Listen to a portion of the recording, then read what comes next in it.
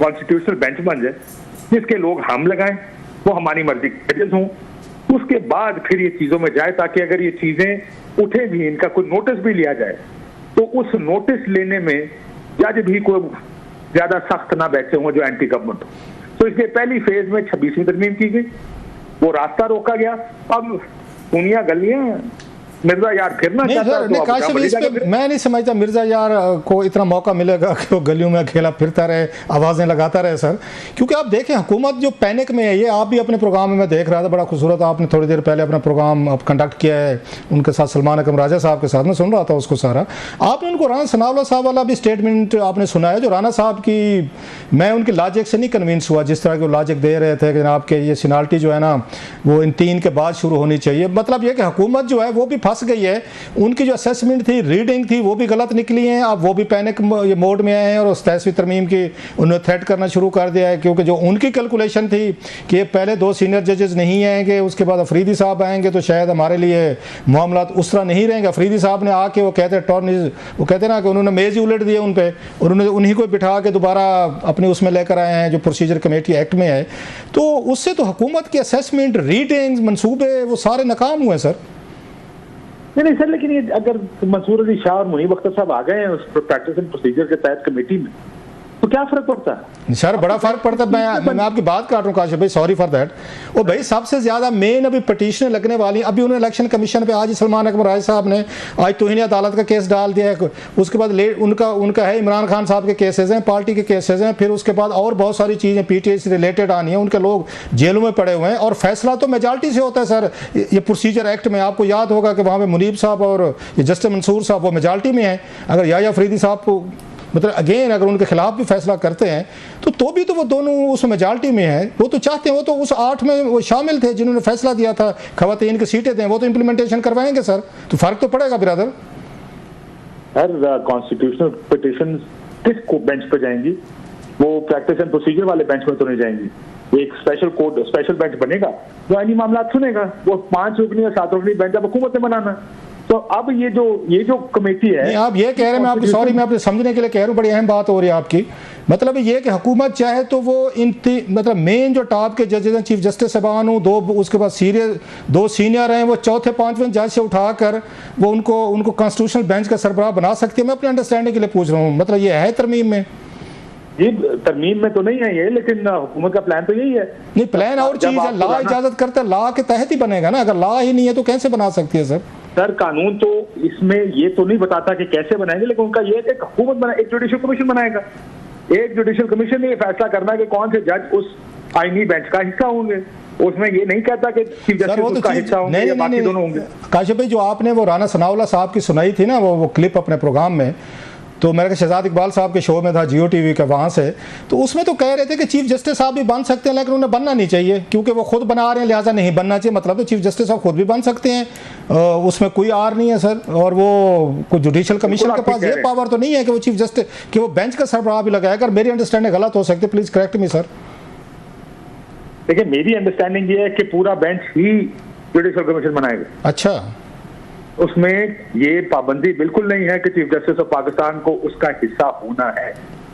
मेरा ख्याल ये है कि ये पाबंदी उसमें नहीं है। ओके। लेकिन कौन होगा ये तो फैसला ये तो उस आईनी तरमीम में कह दिया ना जी कि जब जो कॉन्स्टिट्यूशनल बेंच बनेगा, जहाँ तक मेरी अंडरस्टैंडिंग है आईनी बेंच के। काशिफ ये तो फिर एक क्लैश की तरफ, मतलब चीफ जस्टिस साहब को इतने अच्छे जज हैं, उनकी बड़ी रेपुटेशन है, किसी एक बंदे ने भी उन पे एतराज़ नहीं किया, उनके कंडक्ट पे, इंटेग्रिटी पे, ऑनेस्टी पे या उनके स्टाइल। बल्कि मैं तो कहता हूँ इंग्लिश क्लासिक वो जज होते हैं ना, जैसे उसी तरह के आपको वो लगते हैं। हमने अपने प्रोग्राम में पिछली दफ़ा मैंने ये कहा था कि अगेन इंग्लिश क्लासिक जज हैं जो बोलते नहीं हैं, अपने फैसलों से बोलते हैं। अगर उनको डिस्काउंट करके पार्लियामानी ये कमेटी जिसमें पीटीए भी बैठी है ये बैठा के फैसला कर रहे हैं, तो फिर तो चीफ जस्टिस साहब के साथ वही लड़ाई शुरू हो रही है जो आपको याद होगा नवाज शरीफ साहब ने उन्होंने एक पैरेलल अदालत खड़ी कर दी थी सजाद अली शाह साहब के साथ कराची में, जो एंटी टेररिस्ट कोर्ट बनाए थे, अपने जज लगाने शुरू कर दिए थे। देखिए अब चीफ जस्टिस उसको रिएक्ट कैसे करते हैं ये तो एक अलग बहस, लेकिन हुकूमत ने तो अपनी इंटेंट बड़ी वाज़ेह कर दी थी जब उन्होंने ये कहा कि किसी को भी उसका बेंच, उसका जज लगाया जा सकता है जो स्पेशल कोर्ट है।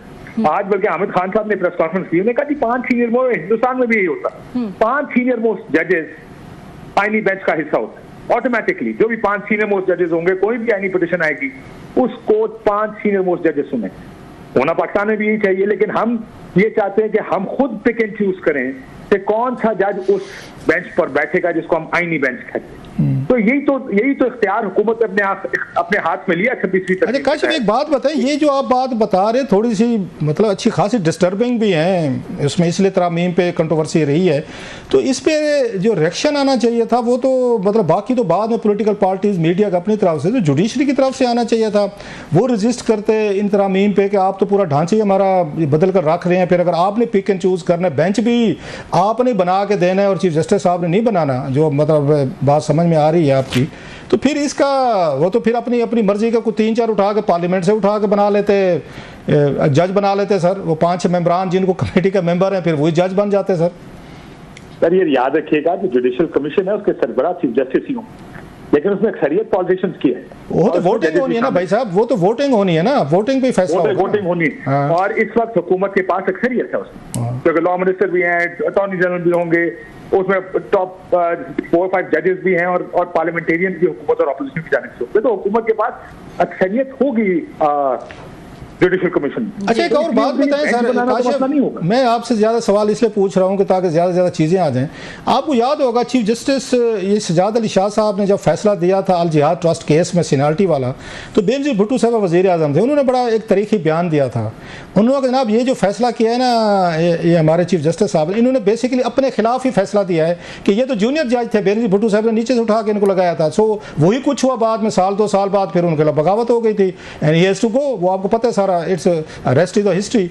तो अब जब ये इन तरमीमों के खिलाफ जाएंगे सुप्रीम कोर्ट में पिटीशन लेके, पीटीआई वाले या सलमान अकबर राज साहब, हामिद खान साहब जो भी हैं, तो ये फिर चीफ जस्टिस अब क्या करेंगे? वो तो इन्हीं तरमीम के तहत वो चीफ जस्टिस लगे हैं, इसी वजह से वो बेनिफिशरी हैं इसके।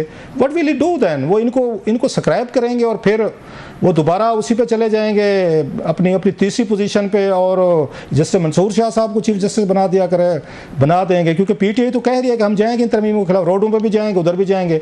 तो ये क्या सिनारियो बनता लग रहा है सर आपको? क्या फैसला देंगे वो फिर?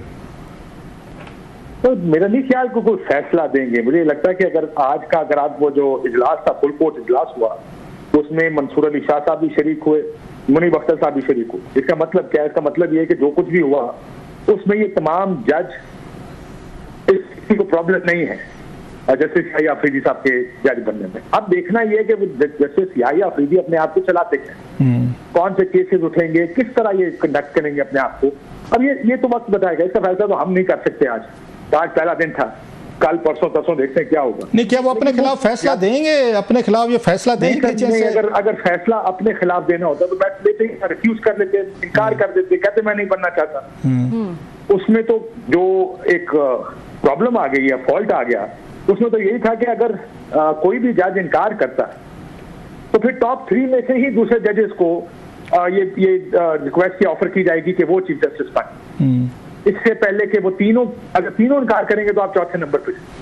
अच्छा लास्ट क्वेश्चन, हालांकि दिल बड़ा चाह रहा है, बड़ी आपसे खूबसूरत डिबेट हो रही है कि इसको कंटिन्यू करते हैं, लेकिन हमारे प्रोग्राम का टाइम भी थोड़ा होता है।